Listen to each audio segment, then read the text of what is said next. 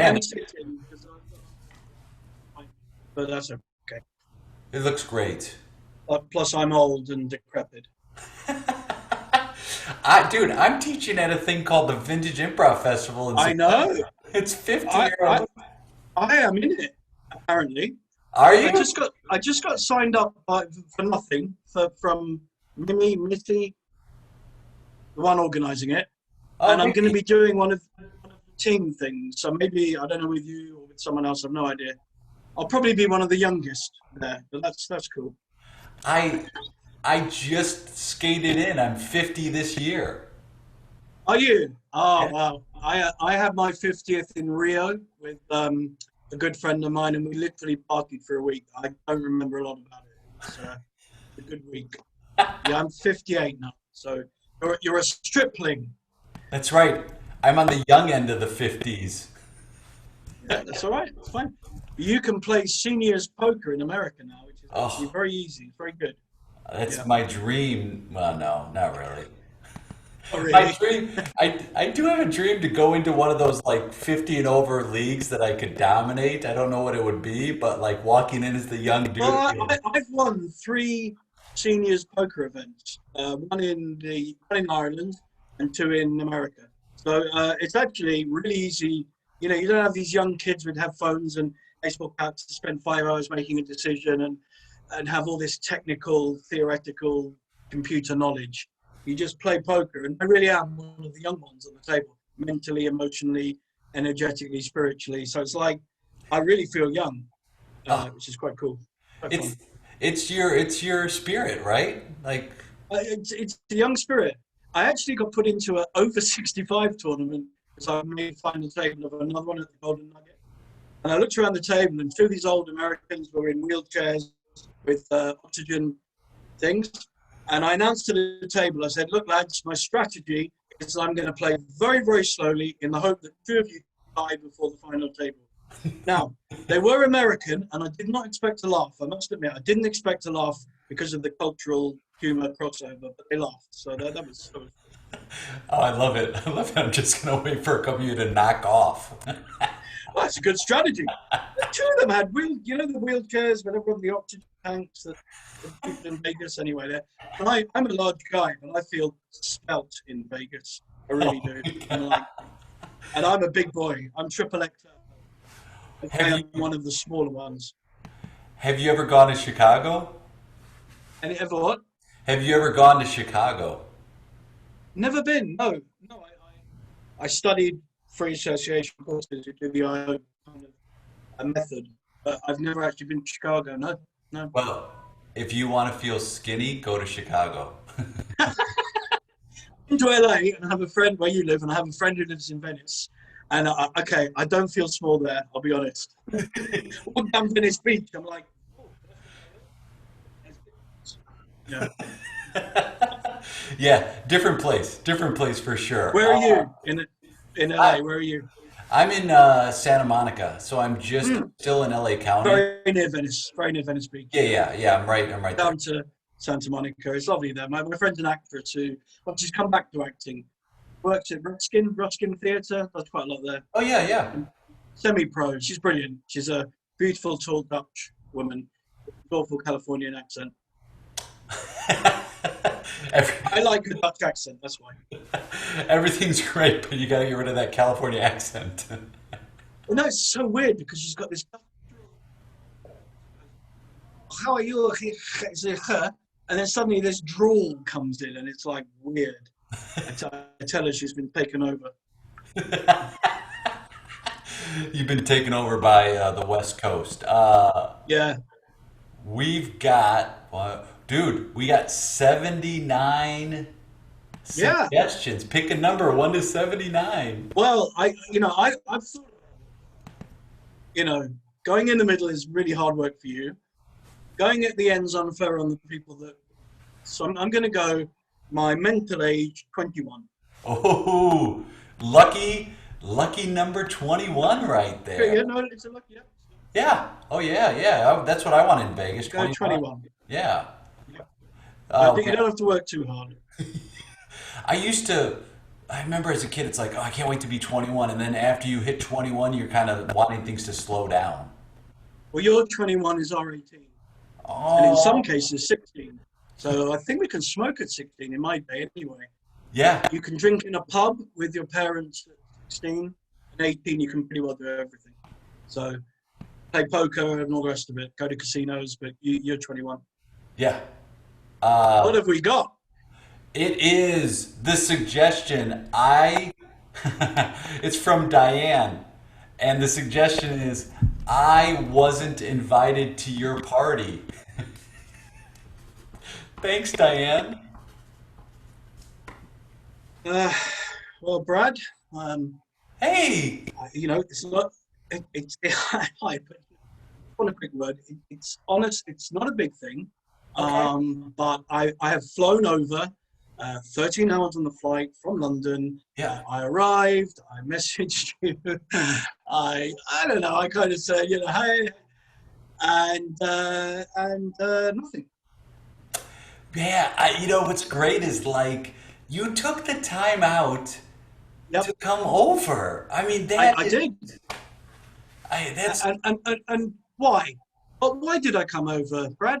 Why? uh, well, I mean, my first thought is, wow, I have not seen Clyde in a long time. And so, like, I was just talking about Yeah, you to my friends.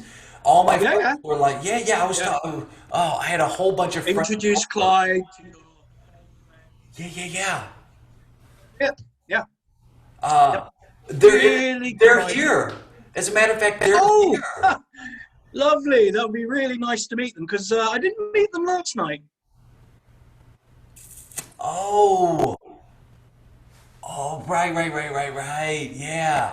I thought Yeah, you were. I don't know. Was anything going on last night? I don't know, like a dinner or a meal or a hey, Clyde, why don't you just come over to my party that everyone else is invited to kind of night?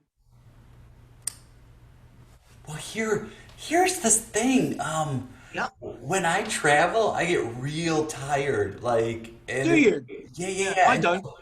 oh, Yeah, that's strange. That's strange because yeah.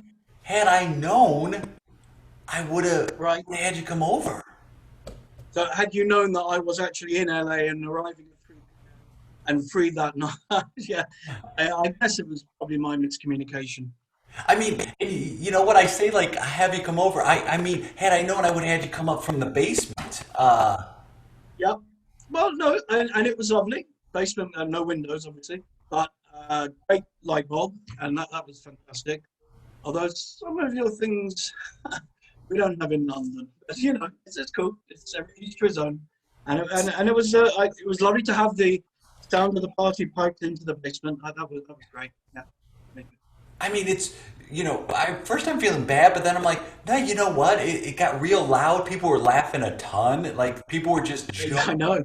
Oh, Uh, I so heard it. many Yeah. people. I Yeah. mean, you Yeah. know, I know Seinfeld, right? So Seinfeld came over and he said he was testing out some of his stand-up material. He got up there and Oh, right. Yeah. he did 75 minutes and it was just Yeah. like, but it got a little bit loud with all the laughter. So I really envy Yeah. you being downstairs. So the Do floors, you? Do yeah, you it really? absorbed the sound. Okay. It just Yeah. got, after a while, I'm like, okay. Yeah. And then it was like, oh, come on. Like Nora Jones, who's, Yeah.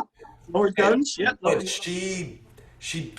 a couple times she was banging on the piano a little too hard. And I was like, Was she uh, really? yeah, I had I to think I take a missed couple. that one because I had a couple of pillows around at that point and was kind of breathing heavily and well, drinking. To be honest, I was actually I bought a bottle of malt whiskey for you because that's what mates do, Thank you. and I decided to drink it. I don't know why. Why would I want to drink a bottle of malt whiskey in your basement? I don't know why. Oh, now hang on. Let me think. Is it the British or the Americans that don't get really in sarcasm? Let me think now. Oh, no, no, it's gone. Completely gone. Oh yeah, I'm trying. Like you're like, why would I drink it? And I'm like, that's a good question. I don't know why. Maybe it helps you sleep. I mean, But you certainly helped put me out. That's true. Put me down almost, mm, rather than down and out in the basement in LA, while my friend and Nora Jones.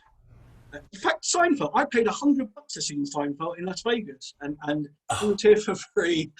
I bet it was And I worth it. missed him. I I'm so bet it was. stupid. I mean, in Vegas, you're with a lot of people. I mean, this was just a real It intimate was. setting. It was a real Yeah, yeah. intimate No, setting. that's like dad. To be honest, I mean, anyone can meet Seinfeld. It's Except me. it's funny. I was thinking about you, and I'm like, I should record Right? this. I should. Yep. And he did a 50. He's like, what are you doing? I started reaching for my phone, and Seinfeld's like, well, what's the deal? What are you doing? And I said, oh, Yeah. my friend Clyde would love this. And he said, who's Clyde? And I told him about you, and he did an additional 20 minutes on you, and like it was so funny and like Yeah. spur of the moment. Like you I would have suppose, I loved it. suppose the other thing about it is when I booked Airbnb through you, my friend, Yeah. which obviously, it's part of your business, it's part of your income, got it. I'll be honest, I kind of wasn't expecting a basement room. I kind of thought I'd have a room upstairs, but Oh, when I say I mean it described as a garden apartment and cozy and rustic and quaint. well, yeah, no, I had cozy. I'll be honest, it didn't. Well, mind you, it didn't say opening those either, so miracle. But yeah, yeah. No, look, boom. I I feel so guilty. Can we circle back to why you drank that bottle? I didn't quite get an answer yet. Why? I was quite thirsty, and there wasn't Okay, anything in okay. the basement because there are no water supply, no taps, no bottles of water, no glasses, no cutlery actually, no table. There was a single bed, let's say bed mattress, and it's great, very comfortable once you iron out the kind of bumpy bits. Yeah. That was great. But that was all I had to drink, so I drank it. No other reason. You know who got real thirsty last night? Yep. Barack Obama.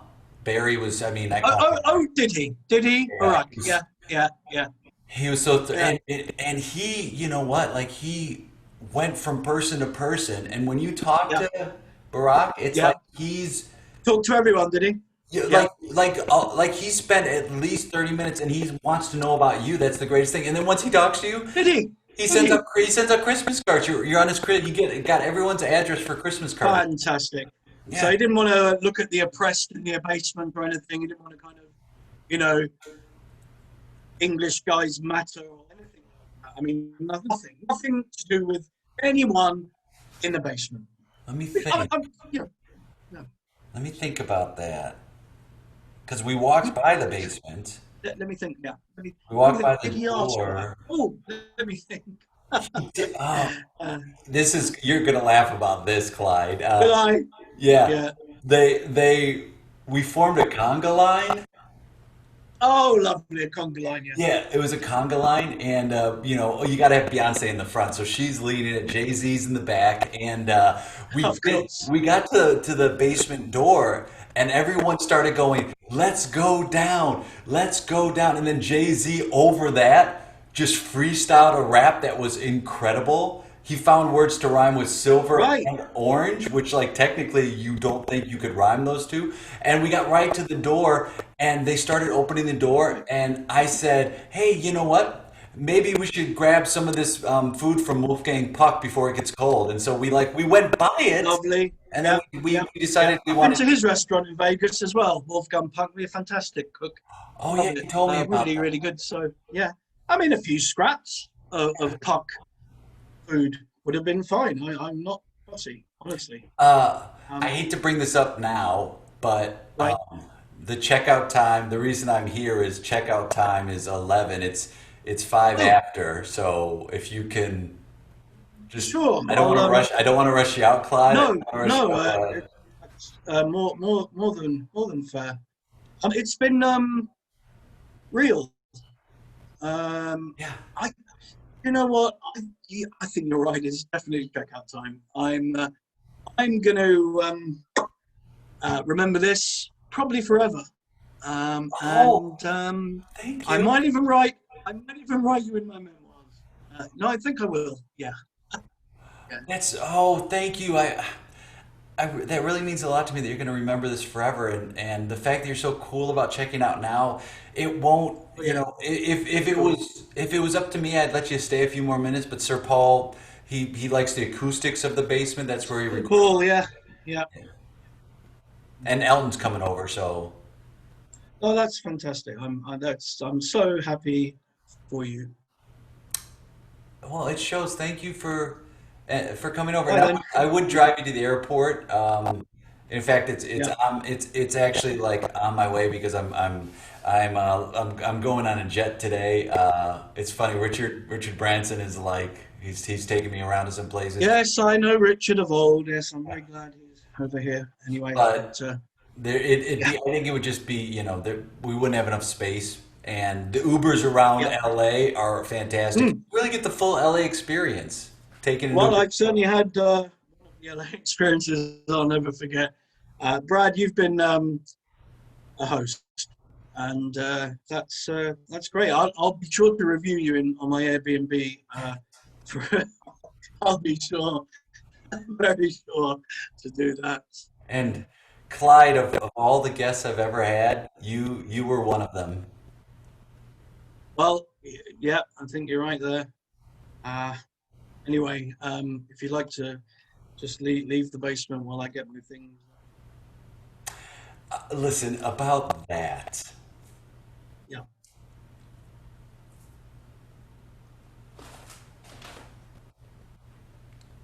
no, leave my things. Yeah, What are you? No, no, no. Come on, come on. This is ridiculous. it's great having Seriously? you. Yeah.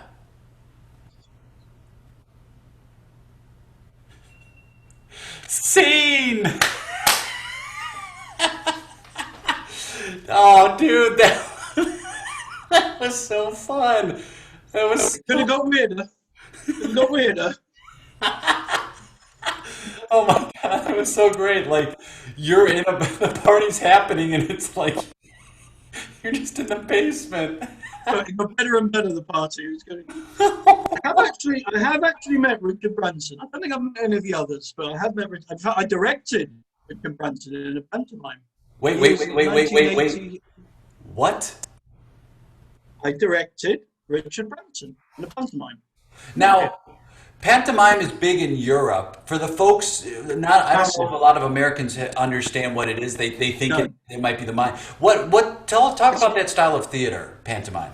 well, I suppose the nearest you might have is kind of vaudeville, a mixture of vaudeville and musical. Yeah. So lots of costumes, always a man dressed as a woman or a widow or a dame. So you often have comic actors playing the dame and an ugly sister, Cinderella. They're often classics like Jack and the Beanstalk, Cinderella, Puss in Boots, Dick Whittington. So classic fairy tale stories. A lot of vamping, a lot of improv in it. So once the run is started, actors will spend half their time trying to mess up other actors. Great fun, pretty good. Usually good songs and things. Often an adapted story or book from the original fairy tale, and it's one of the only things that sell out theatres in the year. So a Yeah. lot of theatres, like the Great Hackney Empire Theatre, beautiful old uh, theatre that's based in Hackney, they literally, if they don't have their pantomime, which of course they are unlikely to this year, it will literally screw them for the whole year because it sells out.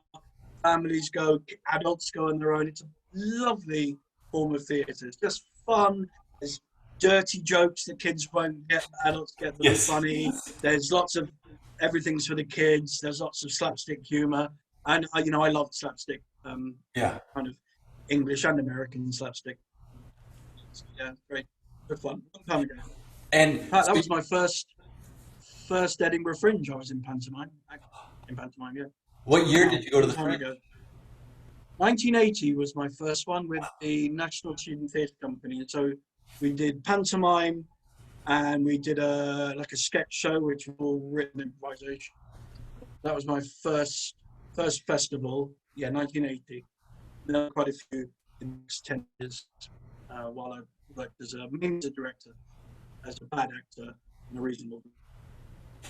I mean, Edinburgh is just like it's that month of August where I went. I think a 90, like it was like 95 or 6, and I couldn't believe it. It was like a whole month, and they were just all. I saw a Jimi Hendrix musical, ballet. I Right. saw like you saw magicians. It would start at like 10 or 11 in the morning, and you would just have these shows all day, and the town came alive. It was amazing,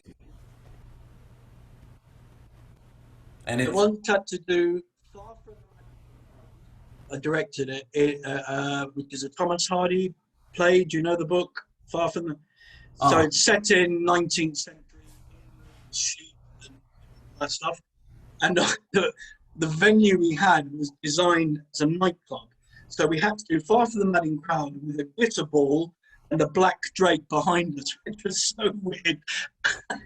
But any venue you can get in Edinburgh, you kind of go, yes, I'll have it. Because I mean, they'll turn a toilet into a venue and charge £500 a week. You know, it's unbelievable. But it's an amazing time if you're an artist, a street artist.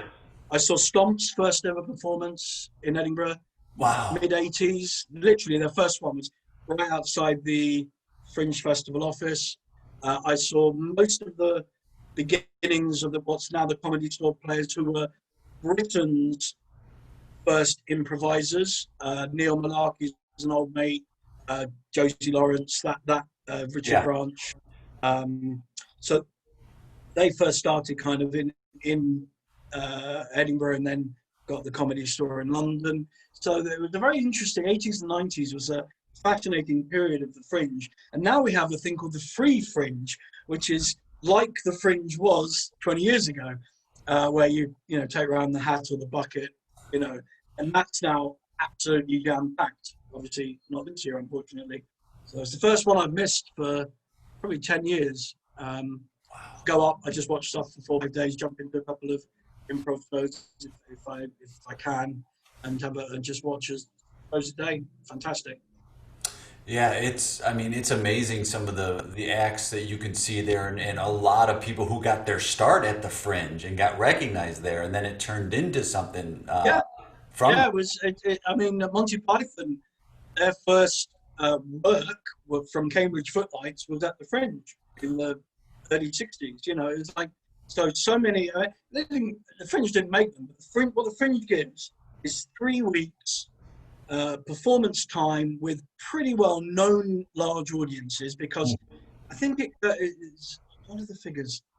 I think there's 3.5 million extra people in Edinburgh during the Fringe, Whoa. something like that. It's huge, and of course, everyone makes lots of money locally from it. The food places, accommodations, ridiculous. Was it 2 years ago? I stayed in someone's garden hut, and I got a bad review on Airbnb because I went to the loo at night because I didn't want to wee in their garden. So it was like, what? I think I paid $50 a night for that. Oh my God. Really?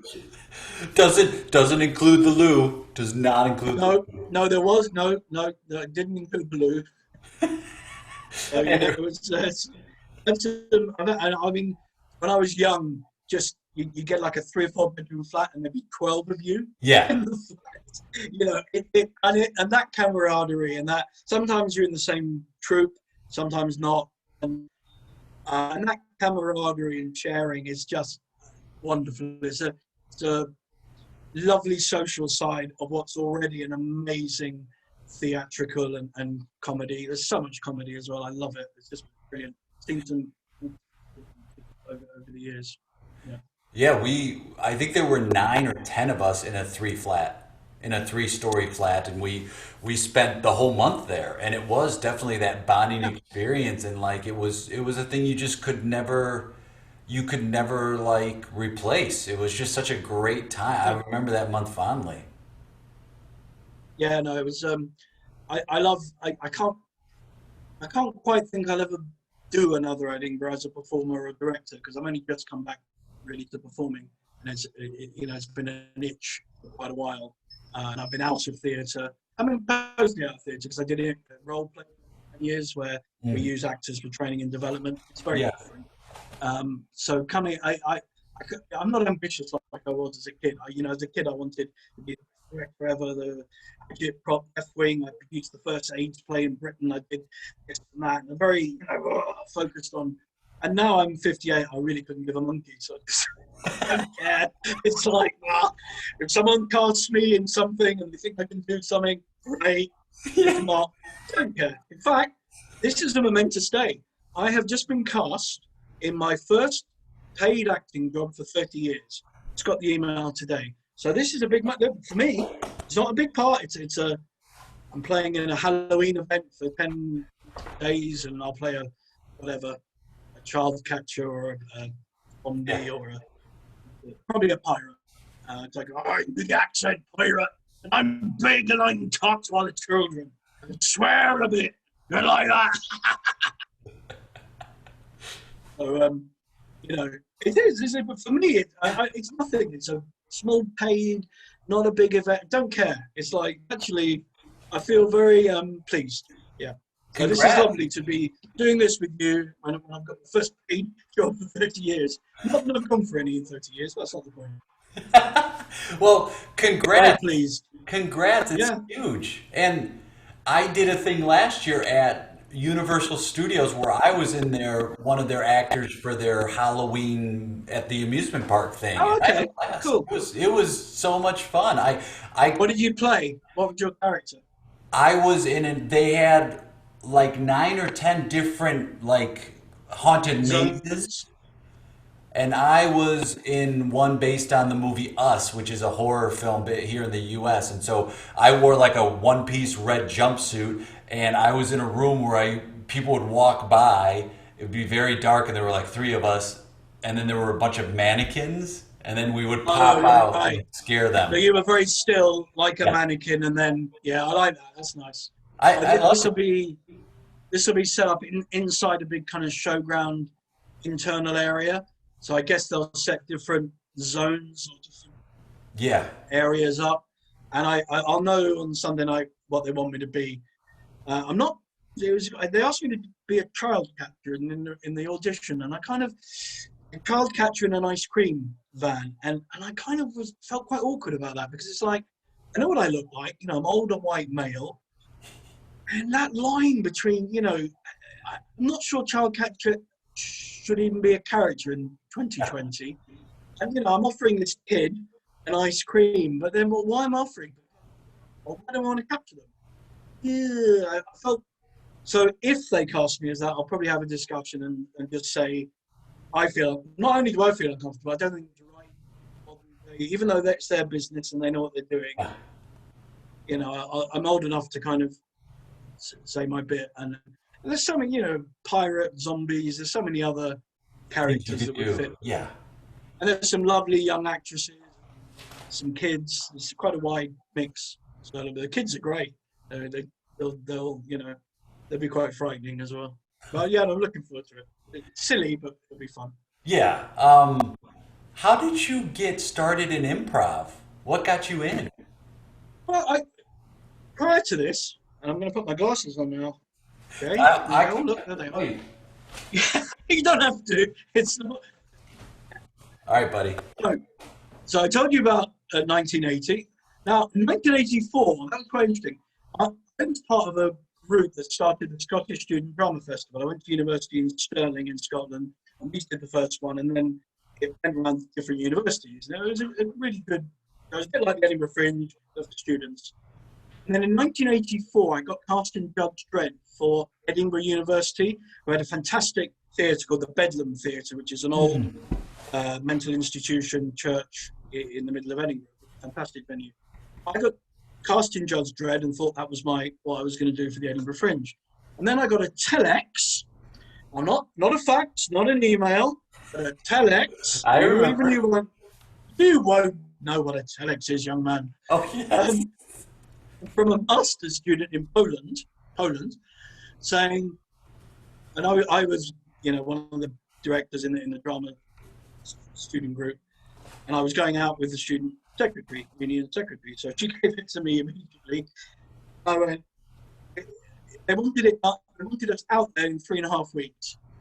And now this was before any email or electronic communication or internet or anything. Me being me, especially at that age, I went, yep, we can do it. The fact that I was on crutches, that we were on holidays, so most of the students weren't around, did not diminish my fervour. So we did it. I got 12 people together somehow, and we went out on a train to Poland, and we did Twelfth Night by some playwright in England. It doesn't ring a bell. No, I don't know, Middleton, anyway. And Equus, Peter Schaffer, Yes, Peter Schaffer's Equus. So we were going around these theatres, and Equus went okay. It was kind of worked. It's quite physical, and you've got people playing horses and things. So it kind of worked. But we had 500 people in cross-arch theatres watching Twelfth Night like this, literally every Polish person like this.